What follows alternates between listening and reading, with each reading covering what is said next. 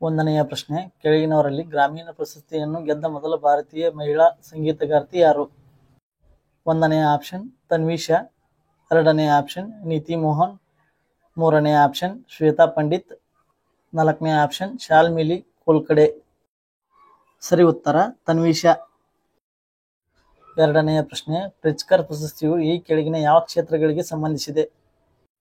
ಒಂದನೆಯ ಆಪ್ಷನ್ ಸಂಗೀತ, ಎರಡನೆಯ ಆಪ್ಷನ್ ಔಷಧಿ, ಮೂರನೆಯ ಆಪ್ಷನ್ ವಾಸ್ತುಶಿಲ್ಪ, ನಾಲ್ಕನೆಯ ಆಪ್ಷನ್ ಗಣಿತಶಾಸ್ತ್ರ. ಸರಿ ಉತ್ತರ ವಾಸ್ತುಶಿಲ್ಪ. ಮೂರನೆಯ ಪ್ರಶ್ನೆ, ಎ.ಆರ್. ರೆಹಮಾನ್ ಪ್ರಶಸ್ತಿಗೆ ಸಂಗೀತಗಾರ ಈ ಕೆಳಗಿನ ಯಾವ ಹಾಡಿಗೆ 57ನೇ ಗ್ರಾಮಿ ಪ್ರಶಸ್ತಿಯನ್ನು ಗೆದ್ದಿದ್ದಾರೆ? ಒಂದನೆಯ ಆಪ್ಷನ್ ಜೈ ಹೋ, ಎರಡನೆಯ ಆಪ್ಷನ್ ರೂಬಾರು, ಮೂರನೆಯ ಆಪ್ಷನ್ ವಂದೇ ಮಾತರಂ, ನಾಲ್ಕನೆಯ ಆಪ್ಷನ್ ಡೆಲ್ಲಿ 6. ಸರಿ ಉತ್ತರ ಜೈ ಹೋ. ನಾಲ್ಕನೆಯ ಪ್ರಶ್ನೆ, ರವೀಂದ್ರನಾಥ್ ಟ್ಯಾಗೋರ್ ಅವರು ಯಾವ ಪುಸ್ತಕಕ್ಕಾಗಿ ಸಾಹಿತ್ಯಕ್ಕಾಗಿ ನೊಬೆಲ್ ಪ್ರಶಸ್ತಿಯನ್ನು ಪಡೆದರು?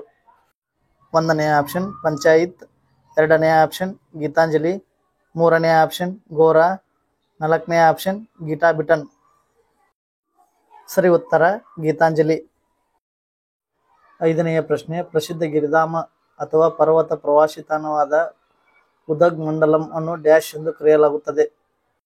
ಒಂದನೆಯ ಆಪ್ಷನ್ ಊಟಿ, ಎರಡನೆಯ ಆಪ್ಷನ್ ಕೊಡೈಕೆನಾಲ್, ಮೂರನೆಯ ಆಪ್ಷನ್ ಶಿವಪುರಿ, ನಾಲ್ಕನೆಯ ಆಪ್ಷನ್ ಮಸೂರಿ. ಸರಿ ಉತ್ತರ ಊಟಿ. ಆರನೆಯ ಪ್ರಶ್ನೆ, ಕಬ್ಬಿಣದ ಕಂಬವು ಈ ಕೆಳಗಿನ ಯಾವ ಸ್ಥಳದಲ್ಲಿದೆ? ಒಂದನೆಯ ಆಪ್ಷನ್ ಕಲ್ಕತ್ತಾ, ಎರಡನೆಯ ಆಪ್ಷನ್ ದೆಹಲಿ, ಮೂರನೆಯ ಆಪ್ಷನ್ ಚೆನ್ನೈ, ನಾಲ್ಕನೆಯ ಆಪ್ಷನ್ ಜೈಪುರ್. ಸರಿ ಉತ್ತರ ದೆಹಲಿ. ಏಳನೆಯ ಪ್ರಶ್ನೆ, ಹರಪ್ಪನ ನಗರವಾದ ಧೋಲ್ವೀರ್ ಅನ್ನು ಯುನೆಸ್ಕೋ ವಿಶ್ವ ಪರಂಪರೆಯ ಪಟ್ಟಿಯಲ್ಲಿ ಡ್ಯಾಶ್ ಭಾರತೀಯ ತಾಣ ಎಂದು ಹೆಸರಿಸಲಾಗಿದೆ? ಒಂದನೆಯ ಆಪ್ಷನ್ 38ನೇ, ಎರಡನೆಯ ಆಪ್ಷನ್ 39ನೇ, ಮೂರನೆಯ ಆಪ್ಷನ್ 40ನೇ, ನಾಲ್ಕನೆಯ ಆಪ್ಷನ್ 37ನೇ. ಸರಿ ಉತ್ತರ 40ನೇ. ಎಂಟನೆಯ ಪ್ರಶ್ನೆ, ಬುಲಂದ್ ದರ್ವಾಜವು ಭಾರತದ ಯಾವ ರಾಜ್ಯದಲ್ಲಿದೆ? ಒಂದನೆಯ ಆಪ್ಷನ್ ದೆಹಲಿ, ಎರಡನೆಯ ಆಪ್ಷನ್ ಕರ್ನಾಟಕ, ಮೂರನೆಯ ಆಪ್ಷನ್ ಗುಜರಾತ್, ನಾಲ್ಕನೆಯ ಆಪ್ಷನ್ ಉತ್ತರ ಪ್ರದೇಶ್.